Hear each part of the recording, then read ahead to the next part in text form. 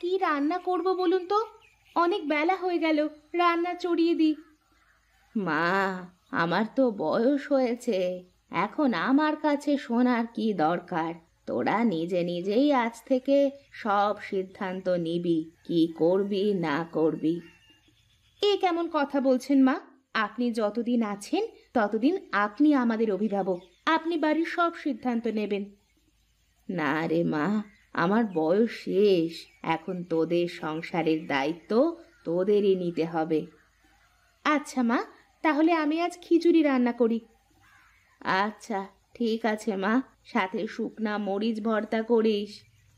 ঠিক আছে মা, তাই করব।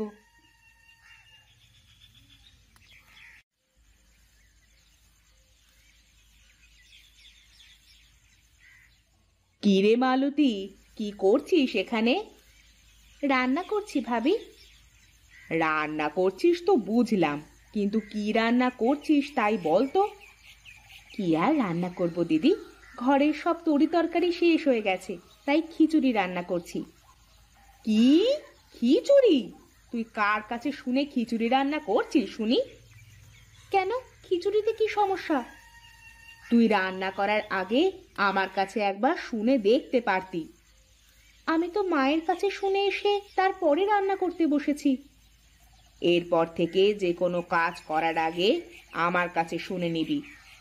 কেন, আমি তো মায়ের কাছে শুনে তারপরে রান্না করেছি, আর মা যতদিন বেঁচে আছে ততদিন মা তো এ বাড়ির অভিভাবক। তোর এত বড় সাহস, তুই আমার মুখে মুখে কথা বলিস? এখানে সাহসের কি হয়েছে? আমি তো ঠিকই বলেছি।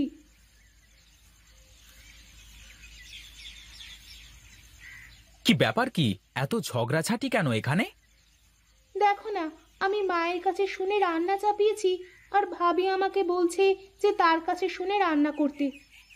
কি ব্যাপার ভাবি, মা তো এখনো বেঁচে আছে, তাহলে মালতী মায়ের কথা না শুনে তোমার কথা শুনতে যাবে কেন? মা বেঁচে আছে বলে কি এই সংসারে আমার কোনো মূল্য নেই? আমিও তো এ বাড়ির বড় বউ। হ্যাঁ, তুমি এই বাড়ির বড় বউ, কিন্তু এই বাড়ির মালকিন তো না। মা যতদিন বেঁচে আছে ততদিন এই সংসারের সব কিছু মায়ের ইচ্ছে অনুযায়ী হবে, তোমার ইচ্ছে অনুযায়ী নয়। কি? আমাকে এইভাবে অপমান করলে তোমরা? আমি এই অপমানের কথা ভুলবো না, এই আমি বলে দিলাম। আমি আজ থেকে আলাদা হয়ে যাব। এই দেখো ভাবি, এই সামান্য ব্যাপার নিয়ে সংসারে কোনো অশান্তি বাঁধিও না দয়া করে। কি? অশান্তি আমি বাঁধাচ্ছি? এত বড় অপমান!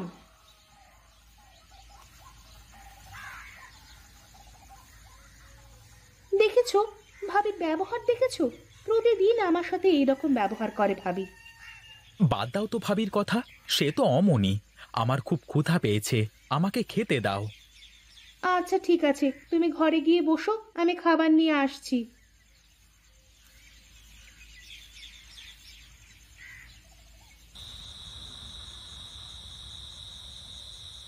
কি ব্যাপার, তোমার মন খারাপ মনে হচ্ছে? তা কি হয়েছে শুনি। না, তোমার আর সেই কথা শুনে কোনো লাভ নেই। আমার কথা তোমার মাথায় ঢুকবে না। ও, বুঝেছি আমি। তুমি মনে হয় বাপের বাড়ি যাবে, তাই না? অনেক দিন তো হয়ে গেল বাপের বাড়ি যাওয়া হয়নি। চলো চলো, শ্বশুর বাড়ি থেকে ঘুরে আসি। না, আমি কোথাও যাব না। নিজের বাড়িতে সুখ না থাকলে কি আর অন্য কোথাও সুখ খুঁজে পাওয়া যায় নাকি? কেন, বাড়িতে আবার কি হয়েছে যে বাড়িতে সুখ নেই বলছো? কি আবার হবে? তোমার ছোট ভাই আর ভাইয়ের বউ মিলে আমাকে যা খুশি বলে অপমান করেছে। তা কি বলেছে ওরা, বলো তো শুনি।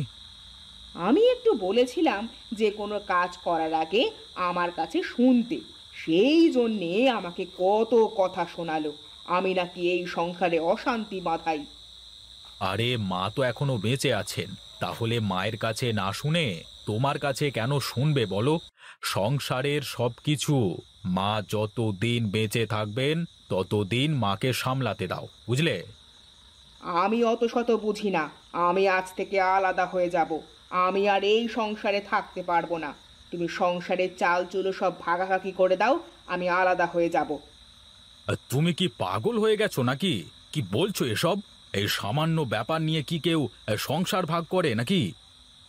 আমি জানতাম তুমি আমার কথায় কানই দেবে না। আমাকে অপমান করেছে তো, তোমাকে তো করছে না, তাই তোমার গায়ে জ্বালা বাঁধে না। আচ্ছা আচ্ছা, হয়েছে হয়েছে, কাল আমি সুজয়ের সাথে কথা বলে দেখব। কি হয়েছে বাবা? আমাকে ডেকেছিস কেন তোরা? মা, বড় ভাবি কিন্তু দিন দিন খুব খারাপ ব্যবহার করতে শুরু করেছে।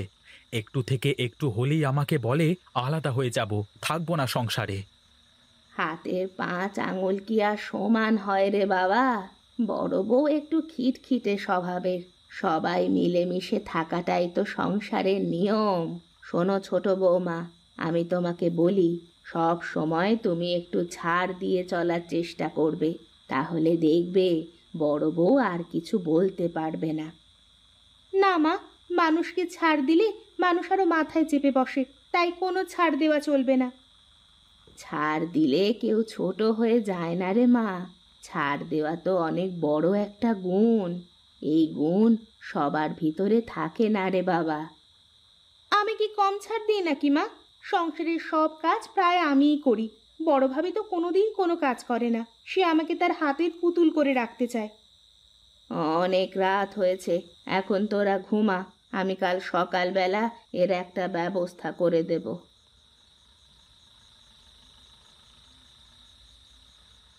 আজ অনেক দিন হয়ে গেল মেয়েটাকে দেখি না। মেয়েটাও অনেক দিন আমাদের বাড়িতে আসে না। মেয়েটাকে দেখতে বড় ইচ্ছে করছে গো। হ্যাঁ, সে তো আমারও করছে গো, কিন্তু মেয়েটা একদিন আসলে তো হতো। আমরা তো অনেক দিন হয়ে গেল মেয়েটার বাড়িতেও যাই না। চলো না, মেয়েটার বাড়ি থেকে একদিন ঘুরে আসি।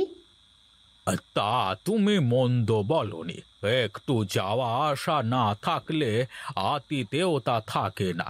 আর চলো, কাল বিকেল বেলায় যাই, মেয়েটার বাড়ি থেকে ঘুরে আসি। ঠিক আছে, তাই হোক, চলো কাল যাই। ঠিক আছে, কালকে আমি হাট থেকে বড় দেখে একটা কাতলা আর কিছু মিষ্টি কিনে নিয়ে আসবো। আচ্ছা ঠিক আছে, তাই হোক। এখন ঘুমাও, অনেক রাত হয়ে গেছে। হ্যাঁ, চলো চলো ঘুমাই।